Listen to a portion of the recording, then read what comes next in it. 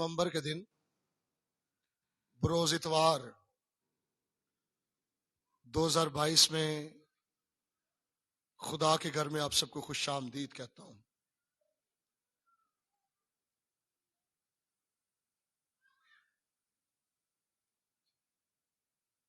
پچھلے 2 ہفتوں میں خدا نے بڑا حیران کن کام کیا کہ ہم نے جب آلٹر کالز دیں تو تقریباً 8 جانوں نے نہ صرف توبہ کی بلکہ انہوں نے خداوند یسوع مسیح کو اپنا شخصی نجات دہندہ قبول کیا، اور 8 لوگوں نے یسوع مسیح کو قبول کرنے کے بعد بپتسمہ لیا اور یسوع کی فرما برداری کا اعلان کیا۔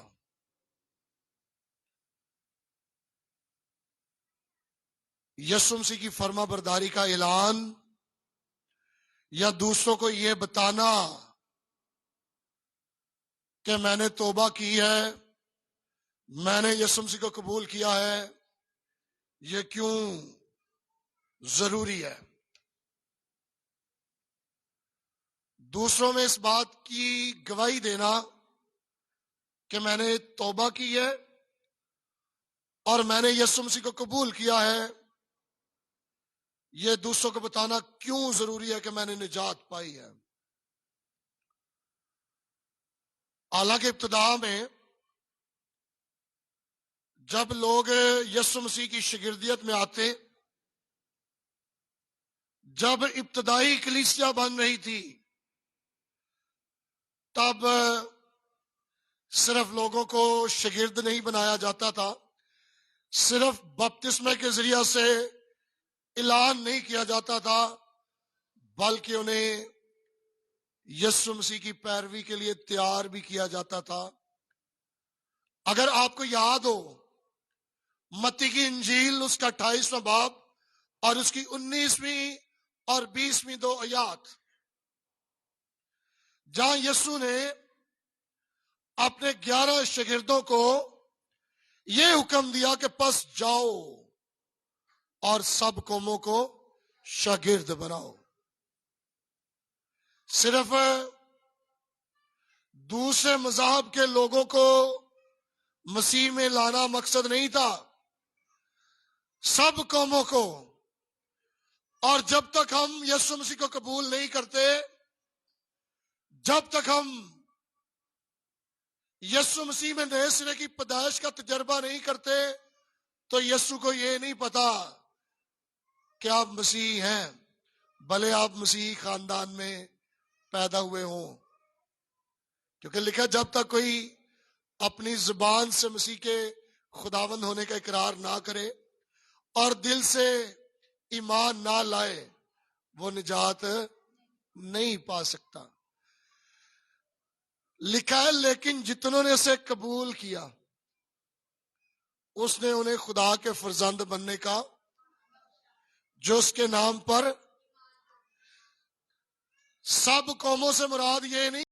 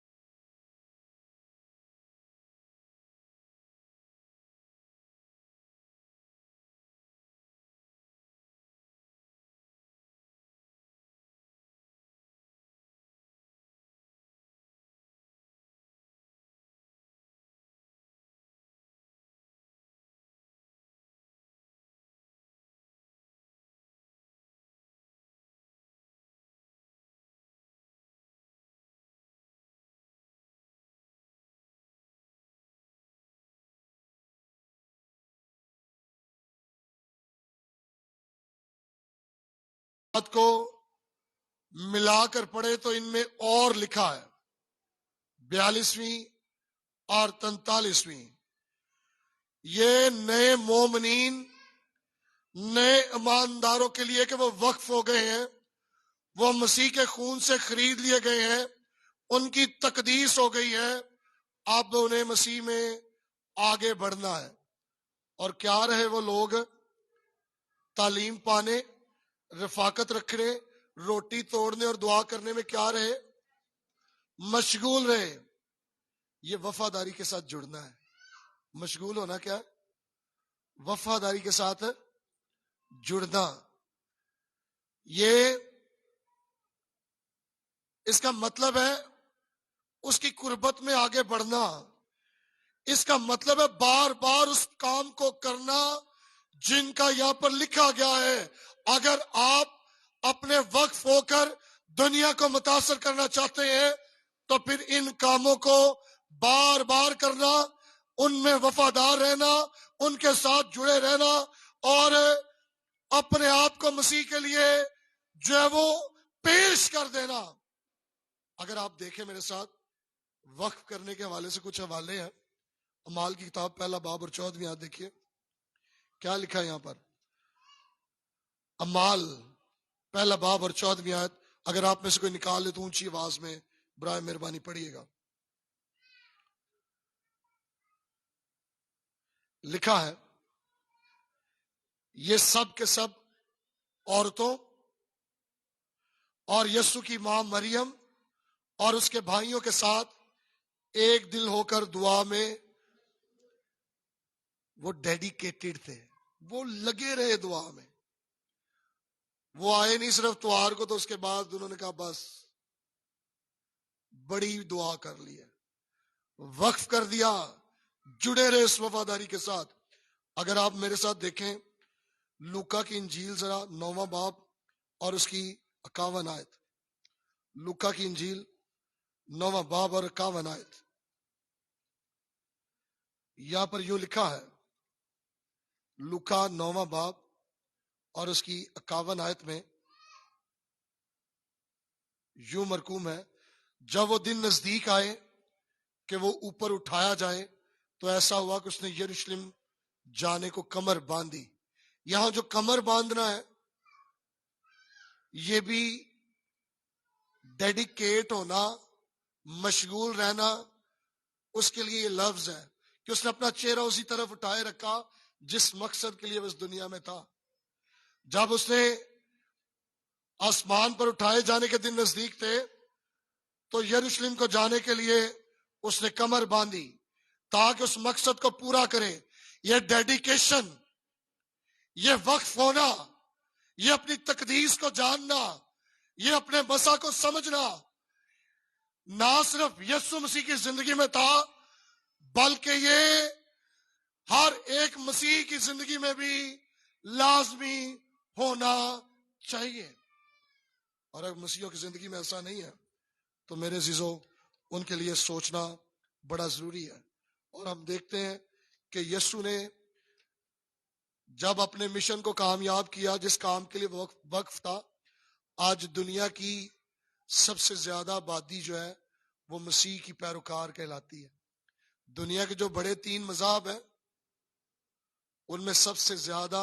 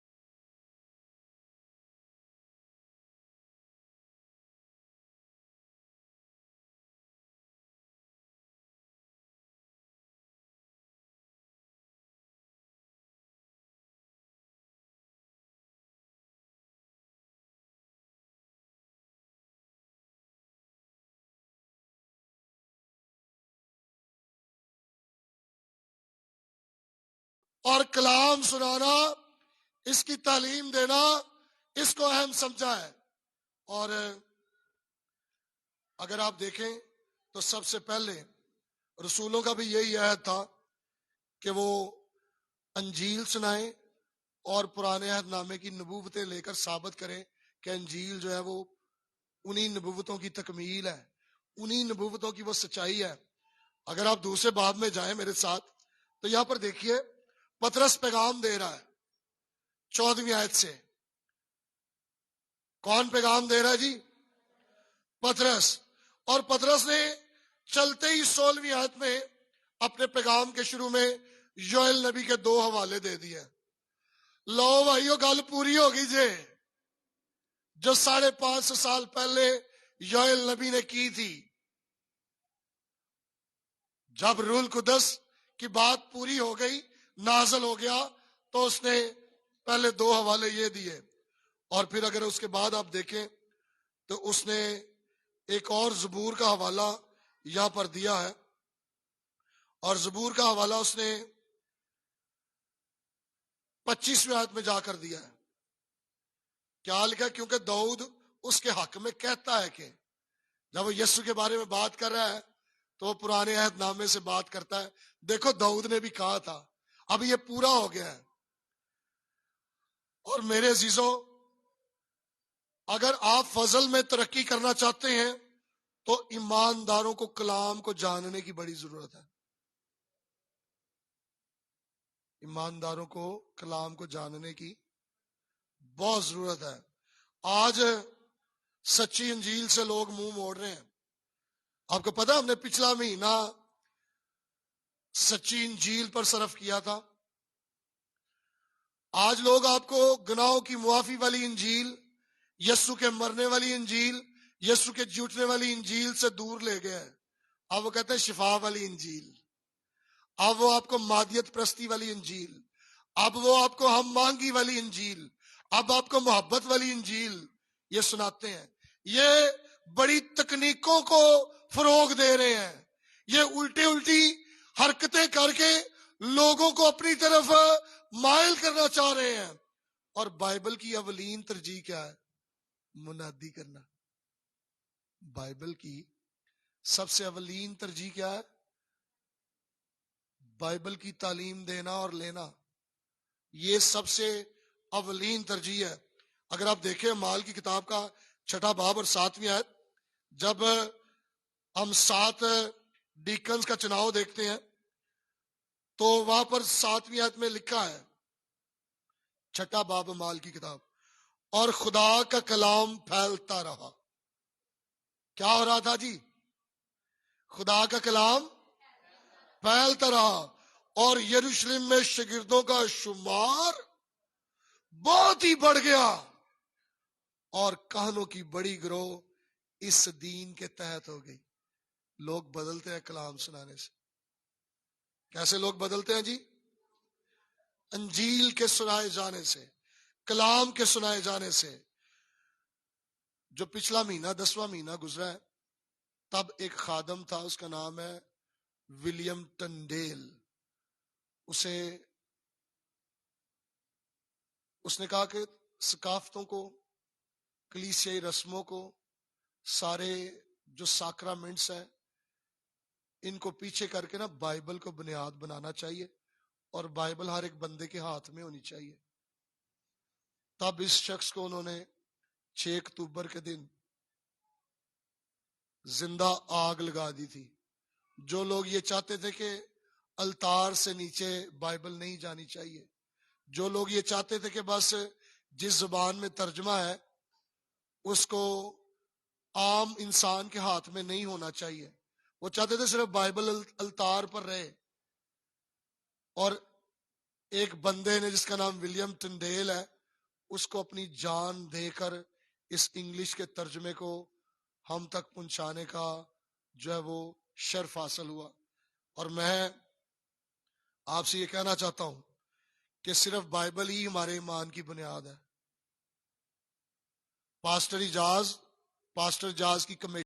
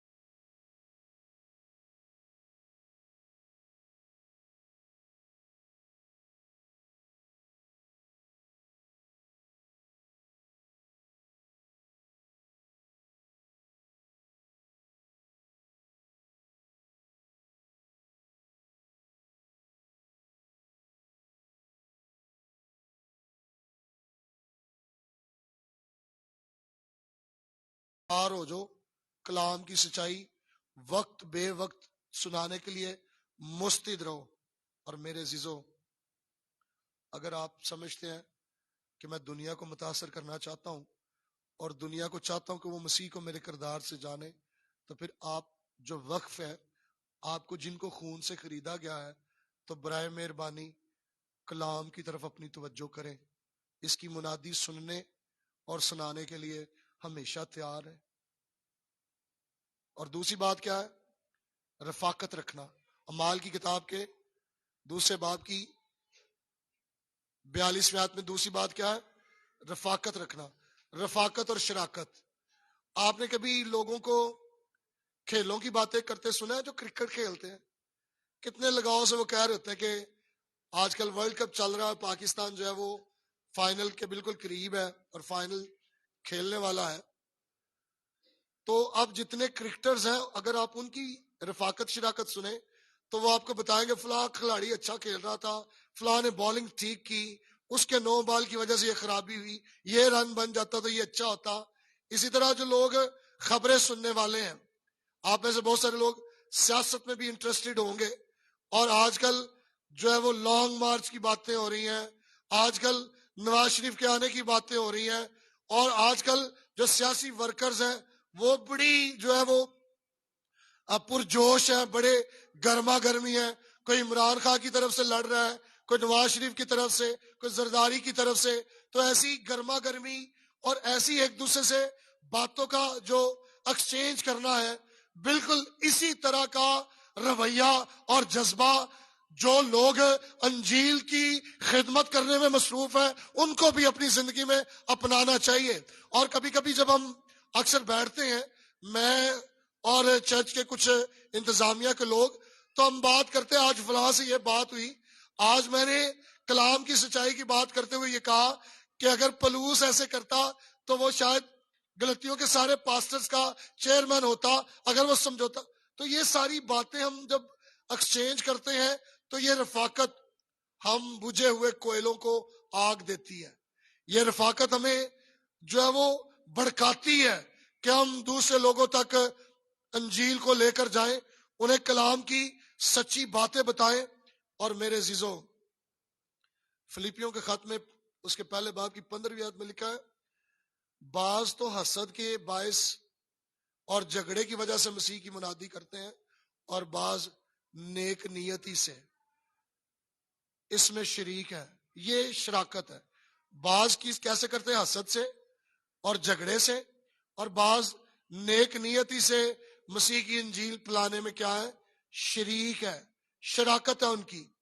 تو میرے عزیزو، ایک ایسا گروہ جو شریک ہے اور رفاقت رکھتا ہے۔ اگر آپ میرے ساتھ دیکھیں اعمال دوسرے باب کی 44ویں آیت، اعمال کی کتاب دوسرا باب اور 44ویں آیت، تو یہاں پر آپ کو ایک گروہ نظر آئے گا۔ 44ویں آیت میں اس طرح سے لکھا ہے،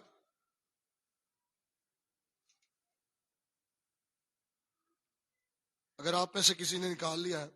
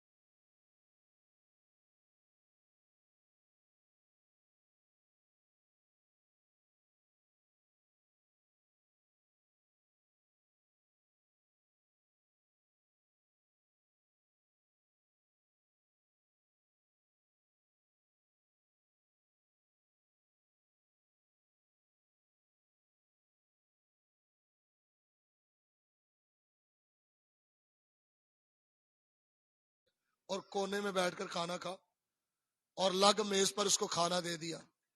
اس بچے نے جب دعا کی تو اس نے اپنے باپ کی طرف دیکھتے ہوئے کہا کہ تو میرے دشمنوں کے روبرو میرے آگے دسترخوان بچھاتا ہے۔ تو خدا، یہ جو حفاظت کا عمل ہے، جب کسی کی دعوت کی جاتی ہے، کھانا دیا جاتا ہے، تو مشرق میں اس کی حفاظت کی جاتی تھی۔ اور اگر آپ پڑھیں، کرنتھیوں کا خاتم پڑھتے ہیں اکثر، یسوع نے کہا تھا میری میموریل سروس کے لیے، یادگاری کے لیے روٹی توڑا کرو۔ اور پلوس نے یسوع کے بارے میں بتایا کہ اس نے روٹی لی، شکر کر کے توڑی اور کہا کہ یہ میرا بدن ہے۔ اس کے بعد اسے شیرہ لیا اور کہا کہ یہ میرے خون میں نیا عہد ہے۔ تو میرے عزیزوں، جب ہم کسی کی دعوت کرتے ہیں، کھاتے ہیں، تو رفاقت کا اظہار کرتے ہیں۔ یہ دونوں طرح کے، صرف شاعر بانی والا کھانا نہیں ہے، ویسے بھی مسیحی لوگ جب کھانا کھاتے ہیں تو یہ قربت اور رفاقت کا باعث بنتا ہے۔ اور ایک اور بھی بڑی بات ہے، جو لوگ غیر ایماندار ہوتے ہیں، جنہوں نے ابھی تک یسوع مسیح کو قبول نہیں کیا ہوتا، تو آپ ان کی بھی دعوت کر کے انہیں انجیل سنا سکتے ہیں۔ آپ ان کو کھانا کھلائیں، آپ کو موقع مل جائے گا۔ اب یہ جنہوں نے توبہ نہیں کی، وہ مجھے آج یہ کہنا نہ شروع کر دے کہ پادری صاحب ساڑی روٹی کرو۔ نہیں، میں تیار ہوں۔ اگر آپ لوگ سمجھتے ہیں کہ انجیل کو سنا جائے کہیں بیٹھ کر، تو میں کھانا دینے کے لیے تیار ہوں۔ آپ اپنے آپ کو اس بات کے لیے تیار کریں۔ اور چوتھی بات کیا ہونی چاہیے اگر آپ دنیا کو متاثر کرنا چاہتے ہیں؟ دعا۔